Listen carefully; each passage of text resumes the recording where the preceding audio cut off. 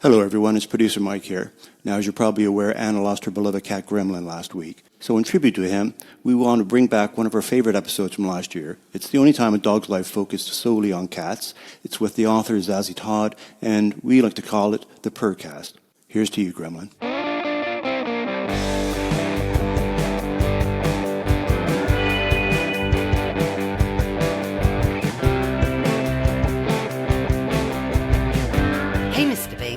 You know that you and Gremlin haven't always seen eye to eye, but you've worked out your differences and secretly, I know you're best mates. That's why we're jumping on Zoom all the way over to Canada to speak to Zazie Todd about her new book that is called Purr, and it's the science of making your cat happy. I'm Anna Webb. Welcome to A Dog's Life. Zazie, I'm so honoured that you're back on A Dog's Life. Thank you. I'm so thrilled to be back and chat with you again. Well, you know, it's really great because this time, this is actually a Purr cast, isn't it, Zazie? I love that word. I love that way of putting it. I think that's wonderful. And yes, definitely a Purr cast. Because you were really kind and sent me, I feel very honoured about this because it says on the cover of your new book called Purr that Gremlin, my cat, and myself received an advanced reader's copy. So there. I've been dipping in and reading this book, which is called Purr, The Science of Making Your Cat Happy. And this follows, it's like a kind of sequel, isn't it, to Wag, which was The Science of Making Your Dog Happy, which we chatted about probably longer ago than I'd like to think, to be honest, Zazie. I think about 2 years ago. No. So, a while ago anyway. Yes, yeah, no, I know, gosh, and I loved that. But, you know, with Wag, obviously it wasn't all new to me, really. You know, brilliantly written, a really great book for any dog parent to have. But with Purr, you know, it's made me really feel I've been a bit remiss, actually, in reading this, because I've learnt so much about cats, Zazie. That's wonderful. And, you know, I don't think anyone has been remiss at all, especially not you, because the thing is that we've learned so much more about cats than we used to know. And the way that we think about cats has really changed. So a lot of these things, they are very new and they're new things that people should try. And no one should worry if they haven't tried them before, because we didn't used to know this stuff. No, it's interesting, isn't it, in terms of, well, their attachment, for one thing, because people always thought, well, I was told, for example, that cats bond with their territory, but not to their humans. Yeah, that's right. And I think territory is very important to cats, but we've for a long time had these stereotypes in many cases about cats not caring about people. But I think so long as they have been well socialized as kittens, and it would be completely different if they hadn't been, but so long as they have been socialized as kittens, then they do bond with their people. And we can see that in different kinds of ways. And one of them would just be the way that your cat chooses to spend time near you. And not everybody has a lap cat, but even if you don't have a lap cat, if they're just deciding to be near you in the same room or on the settee with you, next to you, that's still choosing to be close to you. And that's one of the signs that they have a good bond with you. And I think that's really important for people to know. Actually, they're not just with us for the food, which is one of those stereotypes people have. And when you understand that they do like to be with us, I think that makes a difference to how we perceive them. Well, And yeah. there is some research from using attachment that's similar to what's been done with dogs before and with human infants. And in some ways it's not as clear cut, but I think it depends a bit. But some of the research does show that for some cats, being close to their owner does show some signs of an attachment bond similar to a dog with a person or an infant with their parent. No, it's really interesting. You know, because well, my experience with cats is just Gremlin. You know, my 12-year-old street cat that chose us, which I thought was extraordinary until I learnt it's quite common with cats that they might start off somewhere and then they end up living somewhere completely different, Zazie, which is really, really strange. And he just decided, it's one Monday lunchtime, I remember it so well, I heard this massive hullabaloo going on in the garden garden with my first miniature bull terrier, Molly. So I ran out to see what was going on. I assumed it was the neighbour's cat dangling its tail off the flat roof next door, which is to drive her completely bonkers. You know, the cat was teasing her, you know, and she gets super stressed out. But no, much to my horror, it was a tiny black and white kitten pushing his way through the neighbour's trellis, pushing through. There was Molly with her big head staring at him, and he didn't care. Her hackles were up. I just thought, I can't believe this. So basically, I got her collar, and I just went, shoo, you know, go away, go home, you know, disappear. What are you doing? Anyway, this little kitten was like, yeah, I'm coming in. And then he landed through the trellis and just sat in front of me and Moles, and then he just gave her a quick, you know, shiner, basically. And Moles was just like indignant. She couldn't believe it. She was in shock. And that was the beginning of their, 5 years. Molly had left at that point, and they were inseparable and became the odd couple, basically, the best of friends. That's really lovely. And it's very special, I think, when a cat chooses you and your household to come and live with. And it is something that cats do, especially if they're not so happy in their first home and they find it a bit stressful for one reason or another. They have, if they have outdoors access, they have this opportunity to go and see what else is out there. Well, yes, and that's, I know. And then, yeah, gosh, so you know, but Molly hated cats. You know, she was 9 already, and the cat next door really hadn't helped. You know, I had to stop the cat from teasing Moles. One time I had to use the hose. I didn't spray the cat, but near the cat, you know, I got this, and it bolted back indoors. And then every time it was doing this happened almost every day, I just have to pick up the hose pipe, you know, no water coming out, and just point it at the cat, and the cat would go, no, and then fly back indoors, and I'd be going, ha, ha, ha, you know, but just to, you know, let Molly have her garden without being tormented. So, you know, my experience of cats had been so limited. And anyway, long story short, Gremlin was going to go to Battersea several times, but he obviously didn't. But honestly, thinking about this podcast episode today, the stories I have got about Gremlin, because he's always been an outdoor cat, and I know a big section of Purr is about this big debate, isn't it, Zazie? Indoor or outdoor? Yes, and it is a big debate, and also there are big cultural differences. And my own perspective is something that's changed over the years, because when I lived in England, I would have thought, well, I did used to think that it would be cruel to keep a cat indoors only. And now here I am in Maple Ridge, just outside of Vancouver in BC. And through my yard, I get bears and coyotes and cougars.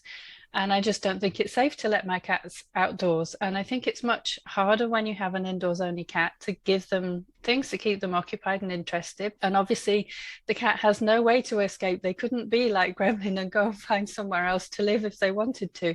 But it's much safer for my cats to be indoors. And it's a decision that a lot of people make here. And so I think everyone has to make the right decision based on where they live and what's best for their cat, because some cats are okay indoors. My cat Harley, when we adopted him, we were told that he had never been outdoors before. So, you know, I think for a cat like that, it would be quite hard for him to learn how to go outdoors, never mind without the coyotes and so on.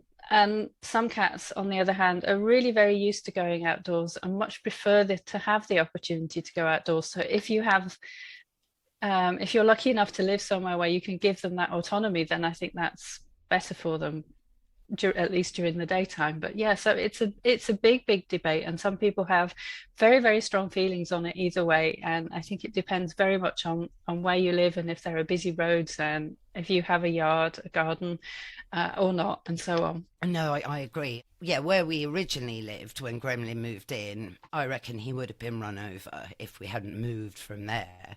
And the thing was, though, we moved from there to a village in a shire. that garden kind of went down onto allotments, if you get the picture, and then onto like masses of fields, okay? And Gremlin was only about 2 or 3, probably 3.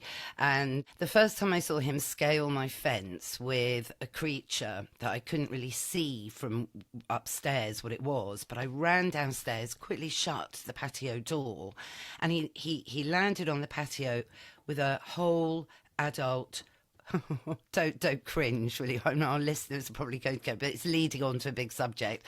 A whole wild rabbit that he'd brought from the fields, which weren't that near. And the rabbit was bigger than he was, pretty much.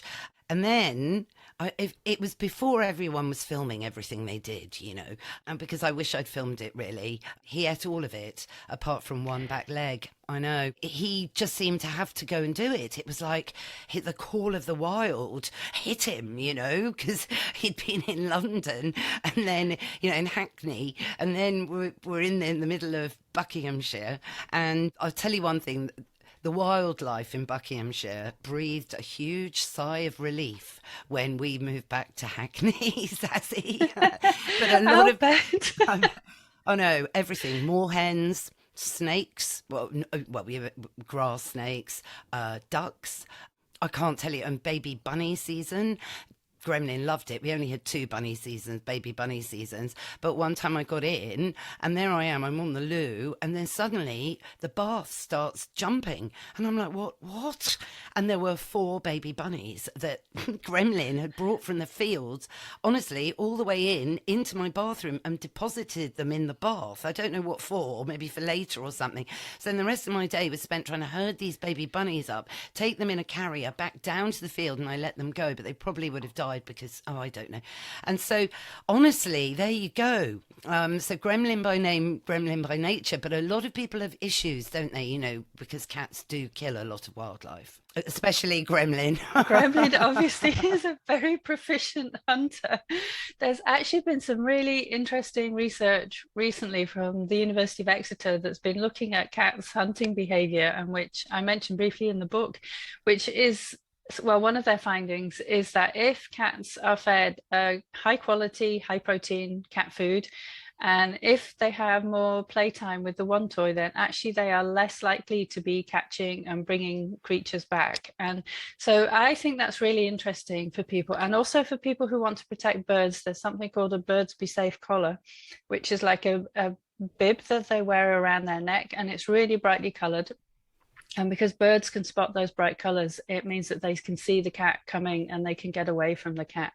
But overall, I mean, the RSPCA says that cats overall don't actually have any big effect on the bird population in the UK, which I think is good to know.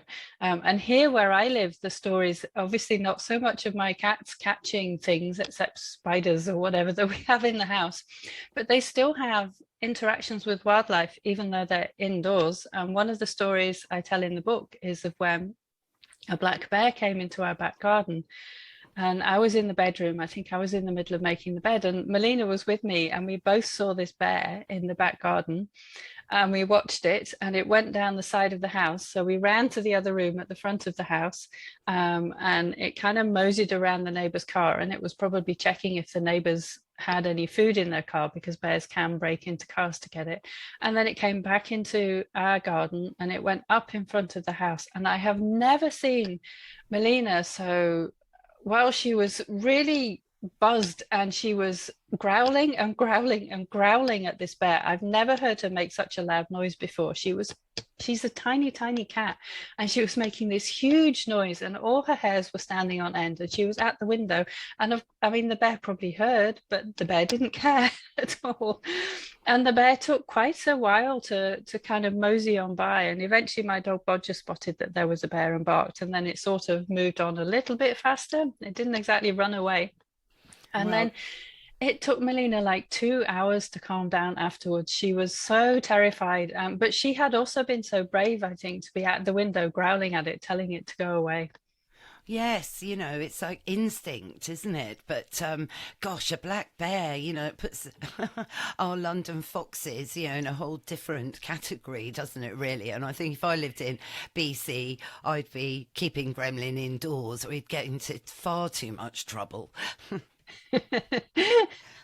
Yeah, well, I mean, it's a different kind of wildlife, and he wouldn't be used to it. And maybe, I mean, some people do have their cats outdoors, but anyway, sometimes it doesn't work out very well, unfortunately. No, no, no, I can imagine. No, but in these days, I mean, in the book, you really talk about enrichment for cats, which is where I was thinking, gosh, Gremlin, he does have toys, Zazie, of course, but not that many. I'm now conscious of stocking up more for Gremlin to perhaps be a bit less outdoors and more indoors, being as he's 12. What do you think?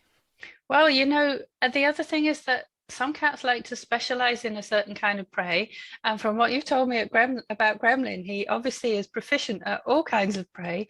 And I think that means that he would like toys that represent different types of prey. So I think for cats to have a variety of toys, including like things with feathers to be kind of like a bird, and so obviously things like a mouse, but also big toys like something maybe not quite the size of a rabbit, but big enough that they can kick at it with their back legs, that kind of thing. You also can get toys like snakes. So he might like a snake type toy too. So you can have a variety of toys. And the other thing is to rotate them, because cats get bored quite easily. So if a toy's been out for a while, they can get bored of it, and you can't keep on buying new toys all the time.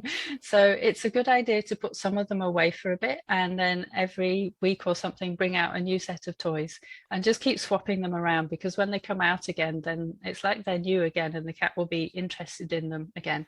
And then the other thing that's really good for cats is actually for us to make time to play with an interactive toy, like a wand toy, or you might call it a fishing rod toy, where you have to move it as if it's prey. And I think sometimes people get bored if they're not managing to get their cat leaping all over the place at it. It is a skill to learn to keep your cat engaged for a long period of time, but it's also a really fun thing to do with your cat, and it's a good way to provide more enrichment for them. And there is some research that shows that the longer people play with the one toy or fishing rod toy with their cat every day, the less likely the cat is to have behaviour issues. And I think it's because it gives the cat something to do, and because play helps to satisfy that predatory instinct in cats. Yeah, definitely. Well, the other evening, actually, Gremlin seemed a bit out of sorts.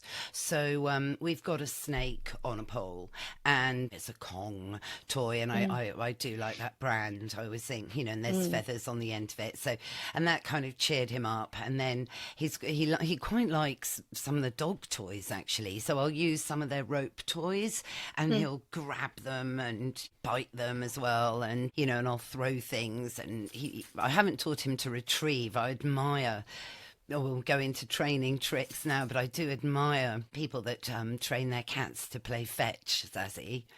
Yes, but some cats like to fetch anyway. Like when I was much younger, we had a cat who would occasionally fetch things from other people's washing lines, which was a little bit embarrassing. Oh, no So way. there are some cats to whom fetch comes quite naturally, but most cats have to be taught, and it is quite a fun thing to teach your cat. And it's also, if your cat is indoors only, again, it can be a good way to give them some exercise, because they have to go chasing after the toy to bring it back. Absolutely. Yeah, indeed. I have trained Graham, because a lot of people say, well, you can't train a cat. So I suppose what the book demystifies is that, of course, you can train a cat. Of course, yes, absolutely. And I think it's a really useful thing to know, because so many people struggle to get their cat to the vet, and it starts with even trying to get your cat in their cat basket. And if you train them to go in their cat basket, it makes such a big, big difference. And there's research that shows that it makes the vet appointment go better too. The cat is less stressed even in the car on the way there, and they're less stressed during the appointment, and the vet can do what they need to do much more easily. So it's a really helpful thing to do. And there's actually a plan to train your cat to go in their cat carrier at the back of the book. And it's a plan that you can work through at the cat's pace. So obviously it's much, much easier if you've got a kitten and you're teaching a kitten. But even if you have an older cat who is already terrified of their basket, you can still train them. It's just that it's going to take longer to teach them to go in their cat basket. Yes, and train them to wait in a specific spot, perhaps for their dinner, and train them, not to jump. Well, Gremlin learnt the hard way. So I used to have a kettle that, the ones where you've got gas and you know, the old-fashioned type kettle. So I'd put the kettle on and run into the other room, and I came back in and I thought, God, smells of burning. And I realised Gremlin had jumped up to the flickering flame and scorched his paw, but trust me, he never did it again. So that was one of our main mishaps, because I'd never had a cat before, so it didn't even occur to me. I just put the kettle on and didn't think, oh, that's going to ignite Gremlin's prey drive, but it did. So yes, a very bad owner, but he was fine. No harm really came to Gremlin, and Good. he learned a lesson, which isn't good at all. So it's totally negative punishment, which I don't believe in at all. But it was very funny though. He mimics, and somebody told me ages ago that cats do mimic. What do you think about that, Zazie? Well, we do think that one of the ways that kittens learn to hunt their prey is from copying the mother cat, and she will actually bring kind of half dead prey to her kittens and let it loose. And if they're not doing a good job of catching it, she will start kind of showing them what to do. So that does suggest that they can learn something from copying. And in fact, there is one case in the literature of a cat that's been taught do as I do, which is something that's come from dog training, where people have trained their dogs to do as I do, and it means do the thing that I just did, whether it's sit down or jump up or turn around or whatever. And there is one person apparently who has taught their cat this command. So that's very interesting. And I mean, I think from a cognitive perspective, in terms of what's going on in the cat's brain and what they're learning, it's something we need more research on, but certainly it's a very interesting topic. Why do you think there's been less research into cats? Because with dogs, it's almost like overload. It seems we're absolutely fascinated by this bond that is the human to dog bond, and that we have to try and unravel what it is, why they totally break our hearts, why they're so intuitive, their loyalty, all of these things. But it seems scientists have kind of thought, no, well, we'll leave cats until tomorrow. Yeah, and I think it's probably a mix of things, but I think one of them is that it's just difficult to study cats. Like, you can bring dogs into your lab at the university to take part in studies, and it's much, much more difficult to do that with cats because they're not used to going places apart from the vet, which they hate. So if you really want to study cats, it's better to go into the cat's home and do your experiment in the cat's home. And even then, some cats aren't so used to people coming around to the house. So that if they're going to be stressed, then they're not going to behave in their normal way. So I think it's a bit more difficult. But also, I'm not quite sure why dogs have been given this special treatment. But I think also, I mean, maybe some of it even comes down to stereotypes about cats, because there are some negative stereotypes about cats, unfortunately, which probably have made people a bit less interested. But the thing is, there is such interesting work going on now, and I think it is really interesting. So hopefully we're going to continue to see a lot more research on feline science, and to see that get funding and be done, because it's fascinating. You look at the Egyptians, cats have been close to humans for centuries, and the Egyptians adored them. They were gods, weren't they? And really revered, and you can see why, because there is something very sixth sense about cats. I mean, it's something I've discussed before, that often if Gremlin is out, and, I do panic, and he will come back when I flap the cat flap. It's like my, I call it like my Indian warrior thing. I flap it 10 times, and that's it. That means Gremlin, right, come in now. And there's sometimes when he doesn't, and I'm kind of quite upset about this. I'll be, Gremlin, no, God, please don't die. Look, please come home. But I really mean it. And then suddenly he's in. and it's telepathic communication, which I talked about in episode 1, and lots of cat owners apparently do think for their cats the intention is for you to come home. And I know Zazie's now kind of rolling her eyes, I'm sure, over in Vancouver, going, I know you've gone over the mark, I don't believe this, but I do it, and it really works, Zazie. Good. Well, I'm glad he always comes home. Yes. And that moving the cat flap has somehow become his recall signal to come home. But it's funny. And we went through this phase where Harley would suddenly disappear and he can't get out. So we would search the whole house for him and not find him. And then all of a sudden he would be right there in the dining room looking at us like, what are you on about? Why couldn't you find me? And we had no idea where he was hidden. And finally, I think I found where he hides, and it's a bit obvious, really. He is in his cat basket, and we've looked in his cat basket and not seen him, but it's because he's been right at the very back of it. So if you just kind of glance at it, you think he's not in there, and he's really far back, so you don't see him. So eventually we found that, but it took us like years to find its hiding place. That's so funny, but hiding places are really important, and you do talk about that in the book. Yes, cats like to have spaces where they can feel safe, and a cat's natural response to something stressful is really to run and hide. They would much rather run and hide than have to face the stressful thing. And that's because cats are not just predators, they're also prey animals, as I kind of mentioned earlier. So they need to be able to hide, and it's really easy to give them nice, safe spaces because it can be as simple as giving them a cardboard box.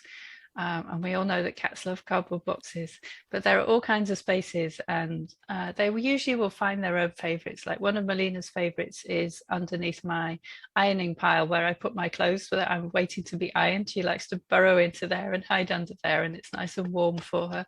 So the best kind of safe spaces or hiding spaces for cats are going to be just the right size for the cat, not any bigger. And also they like to be high up, so it could potentially be somewhere where they can be high up and even perch. Yes. And I think a cat thinks they're hidden if their head is hidden. They don't seem to care if their tail is sticking out or something like that. If you have multiple cats in the home, then each cat needs to have their own space where they can be on their own. They shouldn't have to share all of the spaces. They have to have their own safe spaces in the same way that they need their own other resources, like their own food bowl and their own litter tray and so on. Yeah, and that sort of mirrors their independent streak that they're known for, and this debate as to whether they are social creatures or not. Yeah, because a lot of people think cats aren't social, and then a lot of other people think they are.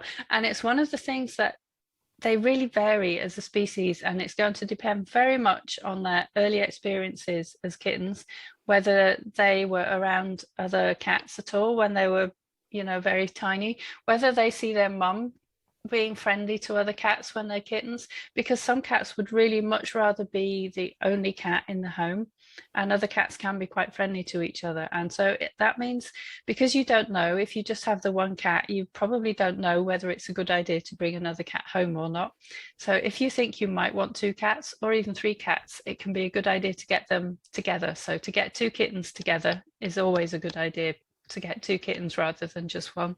But if you're adopting an adult cat, to get 2 adult cats, or sometimes you even get 3 adult cats that are already bonded together, and then you know that they get on with each other. And that's a much better way to have multiple cats in your home rather than to get them separately, which risks them not liking each other or just tolerating each other but still not actually enjoying each other's company. Yeah, which can obviously make them a bit stressed out. But it's so important, isn't it? Something I know I've done here is to make sure cats can get out of the way, get up, particularly because I live with 2 dogs as well. So Gremlin does need spaces where he can jump up onto a table. In the garden, I've got tables and chairs and whatever, and the shed roof that he can get up. If Prudence, for example, decides to charge out and just be an idiot, Prudence, my miniature bull terrier, and be an idiot for a moment, Gremlin's got various areas he can just go whoop and jump out of the way. That's wonderful. And you're right, that's so important, especially when you have dogs in the home, because the cat needs to be able to feel safe. And even with dogs that are very safe around cats, the cat is still going to need to be able to get away sometimes. And high up spaces where the dog can't go is really helpful for them. And you can get nice tall cat trees, but you can also use bookshelves and, as you say, tables. And you can also make little spaces low down too, sometimes that are tiny where the cat can go, but the dog doesn't fit, like just pulling a sofa out from a wall by an inch or something, just to make it just enough space for a cat to sneak behind. Or like if you pull your dining chair out just a little bit from the table, then there's space there for the cat to get. And then it depends on the size of the dog, because obviously some dogs could reach that still. But if you have a little dog, like I have a little senior Shih Tzu, and he can't reach up there, so that's a nice safe space for my cats to go if they want to get away from him. Yes, but talking of dogs and cats, because it's that age-old thing, isn't it? Cats versus dogs. There was that film, wasn't there? Was it a Disney film? Oh, I went to the opening. It was called Cats and Dogs or something. Anyway, you know, it was quite typical. The cat was the baddie, some funny-looking tabby cat, you know, and then you've always got, you know, the James Bond cat as well. So you're right with this stereotyping of cats. Cats and witches, and cats have got that evil side to them, haven't they? Which is wrong, of course. Yeah. But cats and dogs, I mean, can it work out? I mean, when should someone integrate a kitten, or should it only be a kitten that you integrate with an adult dog? Or should it be the other way around, only bring a puppy in with an adult cat? It's something that actually we haven't had as much research into as you would think, given how many people have both dogs and cats in the same home. But it seems that it works best if both the cat as a kit, when they were a kitten, had experiences with dogs that were positive, good experiences, and the dog as a puppy had experiences with cats that were positive. And that's because when animals are young, they have this sensitive period for socialization, which for kittens is only between 2 and 7 weeks. So it's a really short period of time, whereas for puppies, it's between 3 and about 12 to 14 weeks.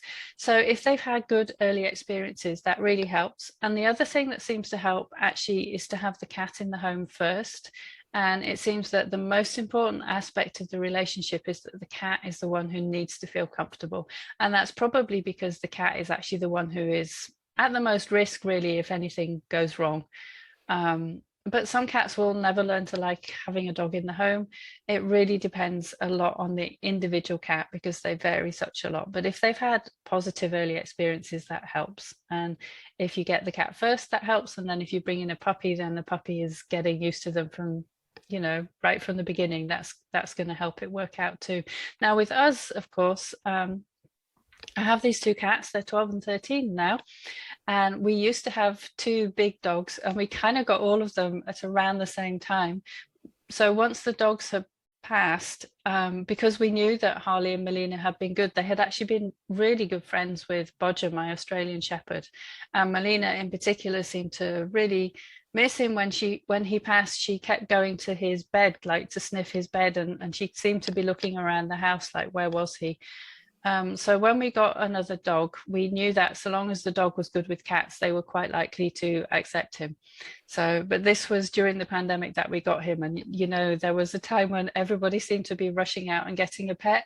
So it took quite a while for us to find a dog who we knew for sure was going to be good with cats. And that's when we went and we got, he's called Pepper, a little senior Shih Tzu, and he is very, very good with them. Actually, he's not terribly interested in them, so he just lets them do whatever they want to do. That's kind of ideal, isn't it, really, for them not to really be interested? That's perfect. Yes, I think that's perfect, and that's absolutely good enough. Whereas I think most people want them to always be cuddled up together. And yes, that would be nice in an ideal world, but so long as they're cooperative and happy and not objecting to each other's presence, they don't have to cuddle up together as well. They just have to get on with each other, and that's fine. And Pepper does get on well with both Harley and Melina, so that's good.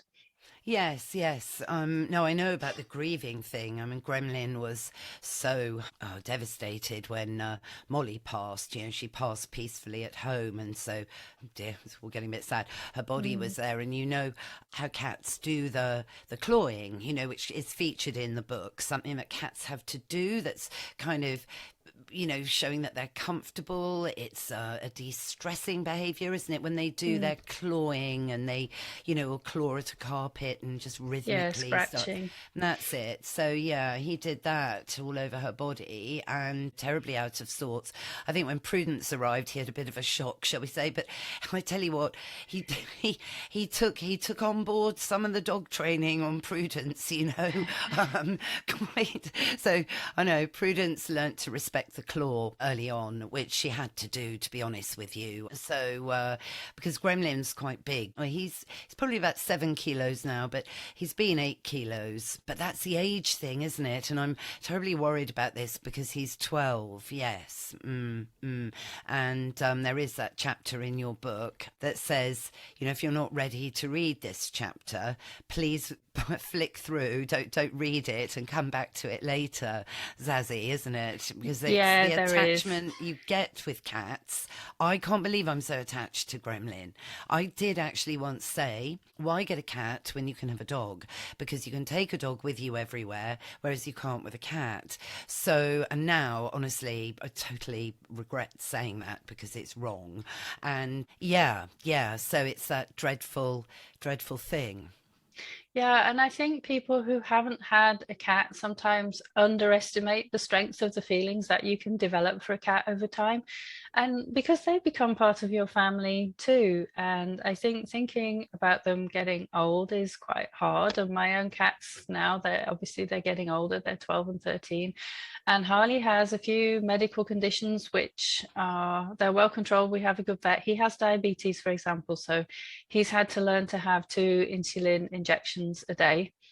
And he is overweight, and we try very hard to keep his weight down, but he gets very upset if he doesn't have as much food as he thinks he needs. So it's a challenge.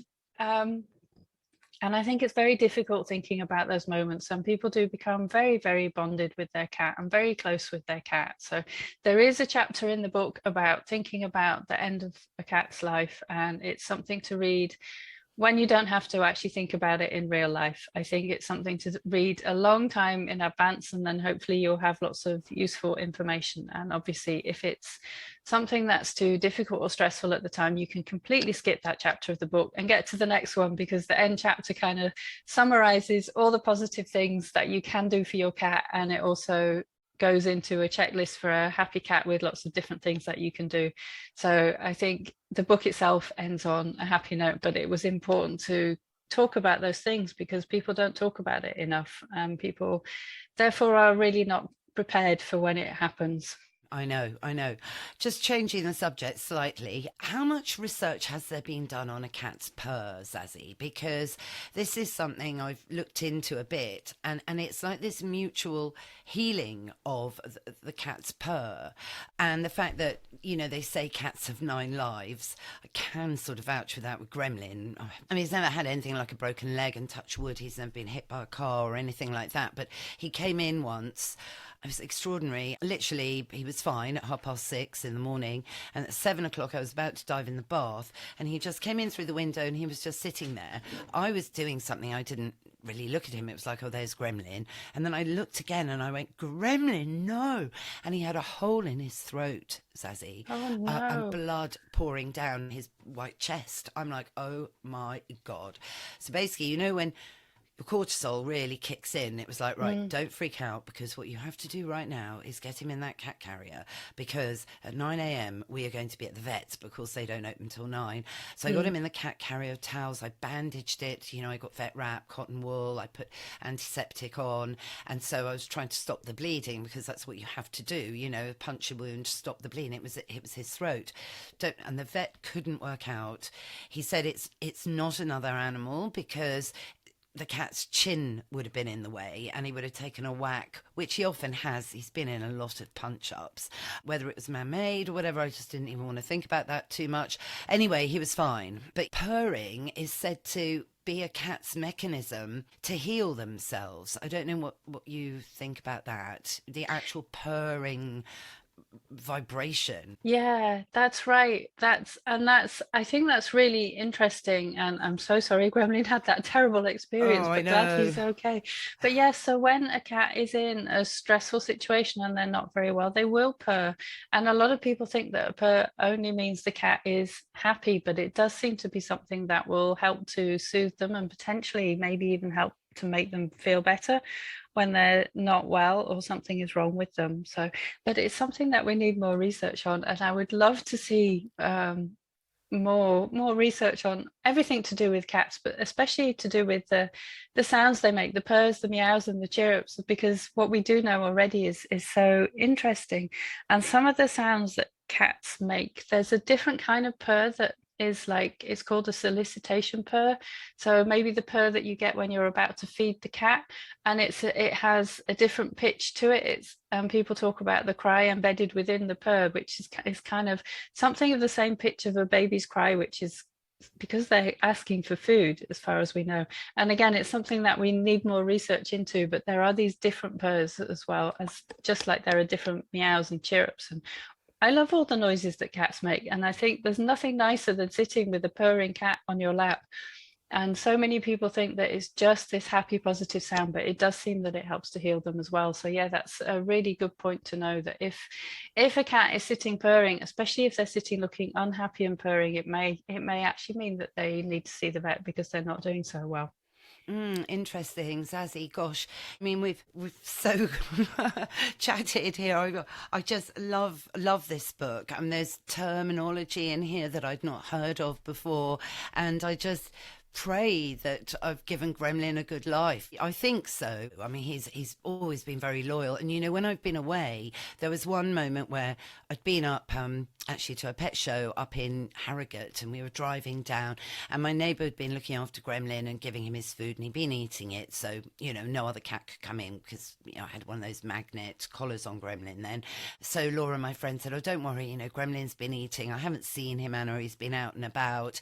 So I was driving back down, you know, thinking, Gremlin, we're on our way home now, we're on our way home. So I'd parked up, literally put my wheelie bag bush onto the pavement, and Moles was with me at the time, my first bull terrier, and suddenly I heard this wow like this, and I thought, oh God, that can't be Gremlin. Shut the boot, turn round, there's Gremlin galloping, and they're so funny when they canter, aren't they, cats? They're quite awkward, and you know, they're sort of funny with their gallops, and he was galloping. In fact, here he is now. Hello, Gremlin, we're talking about you. And there he was, galloping up the pavement to greet us. And then we had to walk down the pavement with people just, you know, and then this went on in the village. I mean, once Gremlin came to the pub with me and Molly, and he'd be like patrolling us the whole time. I mean, what's that all about? That's really lovely, I think. Also lovely. Yeah, lovely to get such a nice welcome home too, but also nice that he likes to take a little walk with you, and some cats like to do that. So I think that's very sweet, and I'm sure you've given him and are giving him a very happy life. He sounds like a wonderful, wonderful cat. And I think it's always very special when a cat chooses you. That's very nice indeed. Well, thank you for saying that, Zazie. I totally adore him, as you can tell. And many people say that Gremlin is the sanest member of our household. Zazie, I'd love to catch up again, and I wish you all the best with Holly and Melina. Thank you very much, and thank you for chatting with me. It's been a real pleasure to come and talk with you again, and it's lovely to hear all the stories about your pets and to hear just how much you love all of them. It's just wonderful. Now, the book's called Purr, Let's Get Down to Business, and it's available everywhere you can get a book. That's right, it's available from all good bookstores, and it's in a print, ebook and audiobook format as well. And I really, really recommend it, really, to have a deeper understanding of your cat. Please get this book. And thank you again, Zazie. Thank you. Oh, thank you very much. It's been a real pleasure to chat with you. That's our show, Mr. Binks. What did you think? Yes, I know it was mainly about cats, but that's because the book is about making your cat happy. What's that? Yes, you're right. It is time for Woof of the Week. Well, the science is in. Cats and dogs don't always need to fight like cats and dogs. And I hope you all enjoyed it. If you did, please rate and review the show wherever you tune into your podcasts. Thanks again to Zazie Todd, and all the links to Purr are in our show notes. Thanks, of course, to Mike Hanson, my producer. Find out more about him and his company at Pod People UK. And for me, I'm at Anna Webb Dogs. Was that Mr. Binks? Yes, you're right. We will be in your feed next Sunday. So why don't you subscribe now? It's free. And that way you'll never miss another show. Bye for now.